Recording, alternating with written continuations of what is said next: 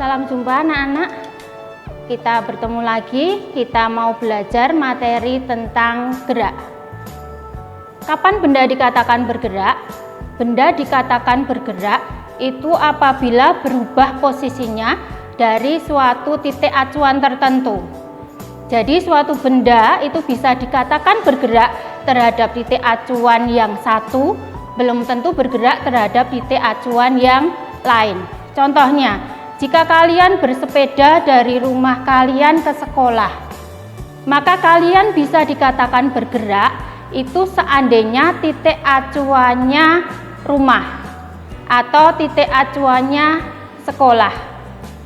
Tapi benda tidak dikatakan bergerak itu jika titik acuannya tas yang kamu sandang atau sepeda yang kamu pakai, karena posisinya tidak bergerak. Berdasarkan lintasannya, gerak dibagi menjadi beberapa macam. Yang pertama, gerak lurus. Gerak yang lintasannya berupa garis lurus. Contohnya, ibu menjatuhkan benda ke bawah. Ini lintasannya berupa garis lurus. Bisa juga gerak melingkar. Gerak melingkar yaitu gerak yang lintasannya berupa lingkaran. Contohnya gerak ujung jarum jam. Itu gerak melingkar. Atau gerak parabola. Contohnya kalau kita menendang bola, maka lintasannya itu akan membentuk parabola. Yaitu berdasarkan lintasannya. Sekarang yang pada kesempatan kali ini kita hanya akan membahas tentang gerak lurus. Besaran-besaran yang ada pada gerak lurus itu yang pertama jarak dan perpindahan. Perbedaan jarak dan perpindahan, kalau jarak itu adalah panjang lintasan yang ditempuh benda. Misalnya seseorang berjalan ke barat sejauh 5 meter, kemudian kembali lagi ke timur sejauh 2 meter. Maka perpindahannya 5 meter ditambah 2 meter jadi 7 meter. Tidak memperhitungkan arah. Kalau perpindahan itu memperhitungkan arah, berarti perpindahannya tadi kedudukannya awal ditambah kedudukan akhir, jadi sebesar 3 meter ke barat. Contoh lain lagi ya, sebuah benda bergerak ke selatan sejauh 40 meter dari titik A ke titik B, kemudian dilanjutkan ke titik C sejauh 3 meter. Maka jaraknya 40 ditambah 30, 70 meter. Sedangkan perpindahannya itu kedudukan awalnya kan di A, kedudukan akhirnya di C. Maka yang dimaksud perpindahan itu yang ini. Perpindahannya itu panjang AC. AC kuadrat pakai rumus Pitagoras. AC kuadrat sama dengan AB kuadrat ditambah BC kuadrat. 40 kuadrat ditambah 30 kuadrat, 1600 ditambah 900 berarti 2500 itu AC kuadrat. Maka AC akar dari 2500 sehingga perpindahannya 50 meter dari arah A sampai C. Besaran yang kedua itu adalah kelajuan dan kecepatan. Kelajuan itu jarak dibagi waktu. Antara kelajuan dengan kecepatan nanti disimbolkan dengan huruf V. Kelajuan atau kecepatan V sama dengan S dibagi T. S itu jarak, T itu waktu. Jadi V itu kelajuan atau kecepatan dirumuskan jarak dibagi waktu nanti dengan satuan meter per sekon.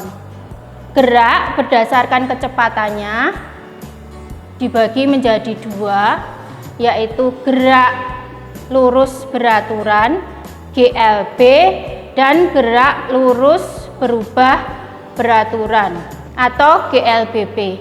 GLB itu adalah gerak lurus yang kecepatannya konstan, kecepatannya tetap. Kalau GLBB kecepatannya berubah tapi secara beraturan. V-nya kalau bertambah namanya GLBB dipercepat, kalau V-nya semakin berkurang GLBB diperlambat. Penerapan soalnya misalnya sebuah mobil mula-mula kecepatan awalnya 72 km per jam atau 20 meter per sekon. Setelah mendekati lampu lalu lintas dalam waktu 5 sekon berhenti sesuai dengan tabel. Maka hitunglah perubahan kecepatan tiap sekonnya.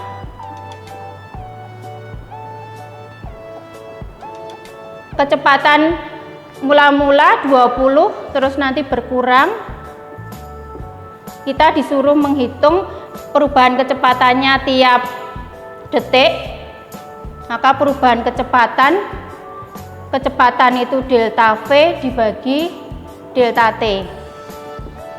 4 dibagi 1 sama dengan 4 meter per sekon kuadrat. Pada detik kedua dan 3 kita disuruh juga mencari perubahan kecepatannya delta V per delta T. Ini juga 4 meter per sekon kuadrat. Dari detik ke-5 juga 4 ke-5 juga A sama dengan delta V per delta T sama dengan 4 per. Maka dapat dilihat perubahan kecepatan tiap-tiap detik itu sama. Maka kesimpulannya mobil tersebut melakukan GLBB diperlambat.